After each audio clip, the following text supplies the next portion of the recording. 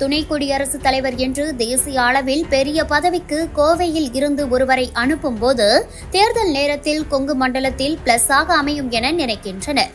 கனவுல கூட நடக்க முடியாத விஷயத்த எவ்வளவு கான்பிடென்டா சொல்றான் பாரு. மட்டுமல்லாமல் கவுண்டர் சமுதாய வாக்குகளை கையில் எடுத்தும் திமுகவுக்கு செக் வைக்கும் வகையில் இந்த மூவில் இறங்கியுள்ளது பாஜக.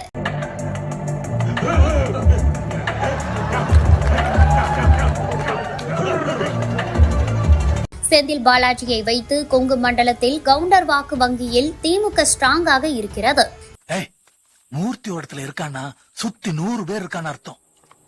அவனே தனியா 10 பேரை விட்டுவான்டா.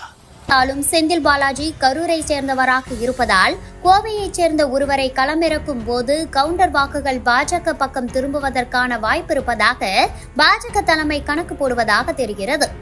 திமிரோட அளவு நீ காட்டிட்ட, இனிமே ஏன் திமிரோட அளவு நான் காட்டுறேன். என்ன சொன்ன? 92 MLA, 16 MP, 4 minister, 40 car, 30 jeep, king maker பட்ட எல்லாத்தையும் காலி பண்ணி பெருமாள் பிச்சை வெறுப்பிச்சாக திருவோடிய இந்த என் பேர் ஆழ்ச்சாமி இல்லடா.